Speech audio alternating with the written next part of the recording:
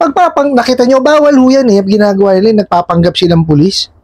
Kasama ho yan doon sa prohibition on unfair debt collection practices.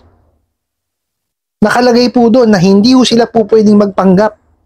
O, pagpapanggap po ito. O, nakita nyo ho, etong OLA po ninyo na to, mayroong permanent cease and desist. Okay? At mayroon niyang existing na kaso. Hindi nga dapat nag-ooperate yung mga bugok na yan. So, nakita nyo, ginagawa sa inyo. Diba? Hinaharas pa rin kayo. Tapos, mali-mali pa. Magpapanggap na rin lang na pulis, mali pa. Saka nakakita.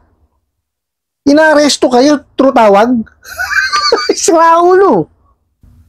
May nagtanong sa akin, Good PM, Boss Ray. Nag-file po ng kaso ang sa akin ng 3 counts of estafa.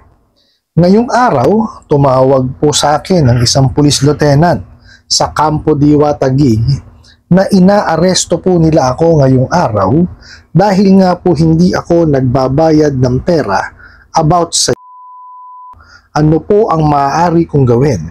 Salamat po. Sana matulungan po ninyo ako. Alright, napakagandang katanungan po nito. Pero bago natin sasagutin, imbitahan ko muna sana kayo. Napakisuportahan po sana yung aking mga social media accounts sa YouTube, Facebook, and TikTok. Okay. Ibang klase ho itong OLA ninyo, no? Alam ko ho itong OLA po na ito, may existing na kaso. Okay? Tsaka, meron tong permanent cease and desist. So, dapat hindi nag-ooperate to eh. Sa totoo lang ho, no? Pasensya na ho kayo, no, hindi ko ho mailagay dito, no, kung ano yung pangalan ng mga OLA kasi po sa lending din po ako nagtatrabaho. So for the sake of delikadesa, so hindi ko ho siya maaaring sabihin. Okay? Siguro yung ito, yung pinagsagutan ko nung katanungan na to, po pwede niyang i-comment kung ano yung ano, pero ako hindi ko ho siya sasabihin. Okay po, sana maintindihan niyo po kasi sa line of work ko po no, ayoko ho magkaroon ng conflict of interest Okay po? Sabi ho dito sa sasagutin po natin, no, sabi po dito sa inyong mensahe, no, nag-file na po, no, itong OLA po ninyo ng 3 counts of estafa. Matindi, no? 3 counts of estafa pa, ha? Bakit? Paano niya ho napatunayan namin nag-estafa kayo? Di po ba? Meron ho ba kayong nilinlang? Meron ho, kumbaga yung yung loan po, no? Nung kayo ay nanghiram, meron ho ba kayong deceit na ginawa? Niloko niyo ho ba sila? Nilinlang niyo ho ba sila? Nagpasa ho ba kayo ng mga peking dokumento? Nagsabi ho ba kayo ng hindi tamang mga detalye? Kasi yun ho yung yun ho yung magiging dahilan para ho yan masabi nila na estafa. Pero sa inyo may 3 counts pa, no? Matindi. Tapos ito nakakatawa rito. Sabi nyo ngayong araw may tumawag na police lieutenant, okay? Sa Campo Diwa ng Taguig, okay? At inaaresto kayo. Inaaresto kayo sa pamamagitan ng tawag? May ibang klase, no? Ibang klase ho yung pulis na to, no? Ito sasabihin ko sa inyo, hindi ho pulis ang tumawag sa inyo, definitely. No, kasi wala hong pulis, no? Kasi alam nila yung proseso Bakit ho nila kayo tatawagan kung kayo idadamputin? Kung kayo aarestuhin? Nakapagtago kayo. Di po ba? Ganun lang ho kasimple yun. Nakita nyo, walang mga sentido kumunya, walang mga utak yan. Mga bugok na online lending apps collectors na kuno na yan. So, Mario Joseph, nakita nyo, bawal ho yan ginagawa nila, nagpapanggap silang pulis. Kasama ho yan doon sa prohibition on unfair debt collection practices. Nakalagay po doon na hindi ho sila po pwedeng magpanggap. Pagpapanggap po ito. Nakita nyo, etong OLA po ninyo na to, mayroong permanent cease and desist. Okay? At mayroon niyang existing na kaso. Hindi nga dapat nag-ooperate yung mga bugok na yan. No, nakita nyo, ginagawa sa inyo. Diba? Hinaharas pa rin kayo. Tapos mali-mali pa. Magpapanggap na rin lang na pulis, mali pa. Saka nakakita. Inaaresto kayo, through tawag. Sira ulo. O, diba? Saka wala, hindi ho po, kumbaga, wala ho, kahit sinong pulis ho, tanungin po ninyo. Hindi ho tatawagan yung para sabihin na aarestuhin kita. O inaaresto kita ngayon. Jesus Mariusip. Mawawala ho yung element of surprise. Nakananteteng itong mga abusadong online lending apps na to. Yan ang mahirap. Sunod kayo na sunod sa mga bugok nyong amo. O. Diba? Puro script ang pinaiiral po ninyo. Ayan, nangyayari sa inyo. Nagiging malauhog ang mga utak ninyo. Ang kayo ng kamote. Kayo tumawag, inaaresto kayo. Paano kayo inaaresto? Paano kayo ma-aresto nung tumatawag lang siya? Hindi mo ba? Ay, nanteteng mo talaga mga abusado. May masabi lang kayo. Diba?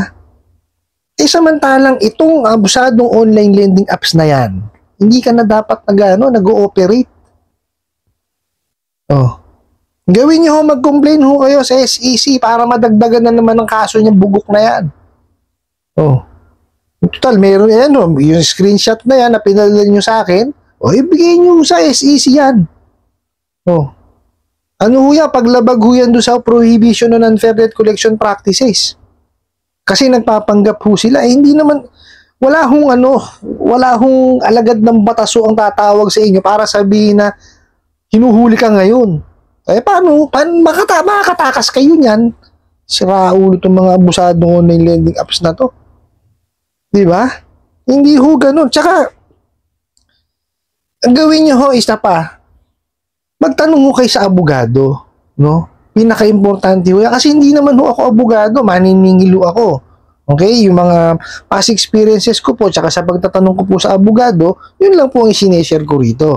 Okay? Ngayon, para mas maano ho yan, mas mainam, lumapit po kayo sa abogado. And most probably and definitely po, sasabihin tong yung nung abogadong pagtatanungan ninyo, kalokohan tong mensahe na to.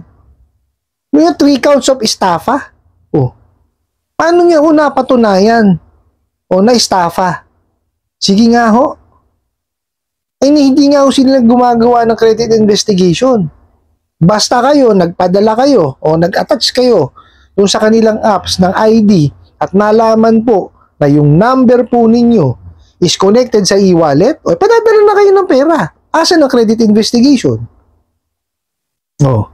Paano nila malalaman yung kagaya na sinasabi nila na merong estafa? Kasi para maging estafa yan, dapat yan meron yung halong panlilinlang at panluloko. Para sa kasi kaya sinabing may halong panluloko at panlilinlang, ikaw, alam mo sa sarili mo na hindi mo kayang manghiram kung yung mga dokumento mo o yung mga information mo na gagamitin is yun sa'yo. So, baka para makapanlinlang ka, magbibigay ka ngayon ng ibang dokumento, peke. Yun ang estafa. Wala nga silang credit investigation. Paano mo sasabihin estafa? Sige nga.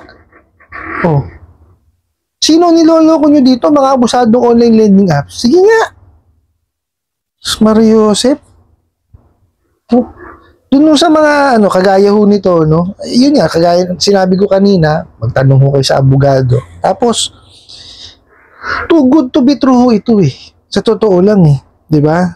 Sa unang-una ho nag-file ng kaso itong Ola na to ng 3 counts of estafa. Mali na agad. Kasi ito yan. Sa usaping utang po, pag hindi pa lang nababayaran, okay, ang kaso po dyan is civil case. Okay? It's either po yan collection of sum of money or itong small claims. Okay?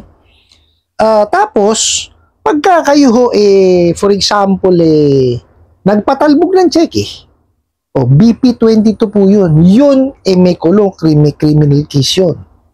Okay? At yung isa pong sinasabi ko, kagaya sinasabi ko kanina, pagka ho kayo alam nyo sa sarili ninyo na hindi kayo makakahiram pagka yung detalye po ninyo at saka yung dokumento nyo isasubmit ninyo at ano ninyo, binago nyo o pineke ninyo, yun, estafa yun. Maaaring may kaso sa inyo. Criminal offense din yun. Oh. Tapos ito sasabihin sa inyo. Biruin nyo, OLA ho ha. Ang OLA ho, pangkaraniwan na pinahihiram dyan, 1,000 pesos hanggang 25, 30,000, 50,000. Oh. Eh malamang to sa inyo, unang loan nyo rito. Oh. Sa ganun kaliit na halaga, sasabihin estafa, 3 counts pa. Abay, matindi. O, di ho ba? Kaya ho, ang gawin nyo ho, para hindi ho kayo nervyusin, mag-conduct ko kayo ng sarili po ninyong due diligence. Andyan naman na po si Google. No, hawak-hawak nyo naman po lagi yung inyong telepono. Kung may internet po kayo, i-google nyo po, ano ba ang estafa? Okay? Para po maintindihan po nila. Kasi po, pagka yan, pinairal nyo po yung takot nyo, pag naka-receive kayo ng mga ganitong mensahe, wala po. Talagang, nervyusin po kayo. Mahirap po dyan sa nervyos. Mga mamaya, atakihin ho kayo ng anxiety, tsaka depression. O. Sa baka mamaya, masamahan pa yan ng emotional stress.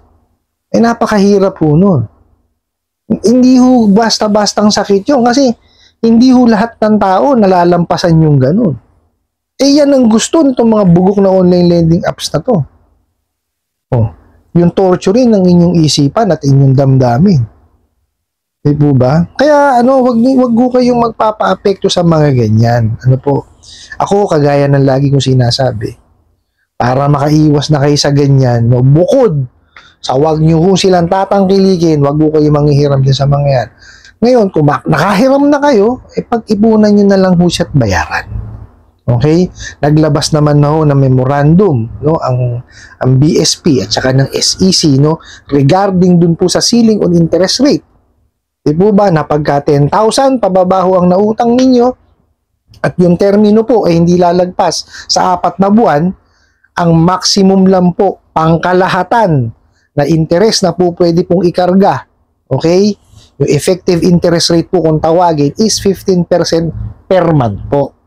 Ngayon, pagka ho kayo ay na-delay, let's say 1 buwan, dadagdagan ho yan ng 5%. Okay? Yun lang po.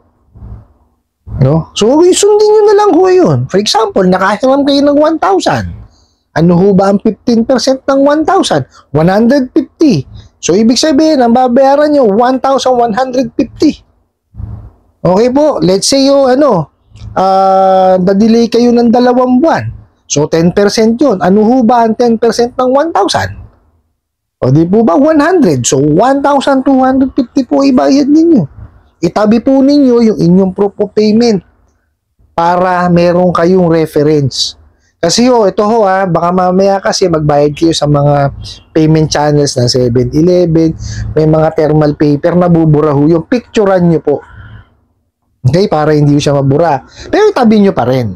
Ngayon, kung sa GCash naman kayo magbabayad o Maya, i-screenshot nyo po.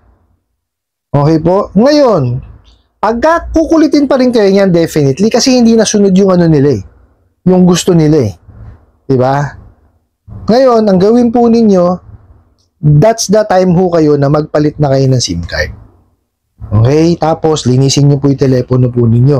Yung bagong SIM card ninyo, bago nyo isaksak sa telepono po ninyo, linisin nyo po muna. Ang pinakamainam daw po nun is, i-factory reset nyo siya. Okay? Para po mawala ho yung malware na inilagay po nila. Okay? Kasi may malware na nilalagay yung mga bugok na yan Okay? Kaya po nila nakukuha yung mga detalye po ninyo, lalo na ho yung mga contact details. Kaya nahahako yung telepono po ninyo pansinin nyo, kahit nagpalit kayo SIM card, basta same telephone na ang ginamit ninyo, nalalaman pa rin na number ninyo. Kasi nandun yung malware sa telepono. So, pinakamaganda ho doon, i-reformat nyo siya. I-reset nyo siya dun sa factory reset niya. Okay po? Tapos, i-secure nyo po ang inyong social media. Okay? I-secure nyo siya. Higpitan nyo yung nyo. Okay? Tapos, yung mga nanakaw po nila sa inyo na mga contact details, isa-isahan nyo na pong isa-isahin nyo ng i-message na mangingay pa umanhin. Ano po, hindi ho ikabababa ng pagkatao nyo yun. Para humaintindihan ho nila na kayo'y nagipit, nanghiram kayo, hindi nyo naman akalain na gano'n ang gagawin ng mga abusadong online lending apps na to. Hindi po ba? So yun ho, pinakamagandang gawin po ninyo. Pag-ipunan nyo po yan, tsaka nyo ho bayaran. Sundin nyo na lang kung ano yung nasa sa ceiling on interest rate. Ano naman ho yung BSP po ang gumawa po niyan at inadapt po ng SEC. So ibig sabihin ho, yun ang dapat na umiiral. At yun ang dapat nilang sinusunod pagka po ang utang is 10,000 pababa at hindi ho lalagpas ng 4 months. I hope nasagot ko po itong katanungan na to at sana po'y makatulong. Maraming salamat po sa inyong walang sawang pagsuporta at panonood sa aking mga videos. Maraming salamat po sa inyong pag-like, pag-share, pag-comment at pagtatanong. And kunin ko na rin po itong opportunity na to na imbitahan po sana kayo na pakisuportahan po sana yung aking mga social media accounts sa YouTube, Facebook, and TikTok. Hanggang sa muli po, yun lang.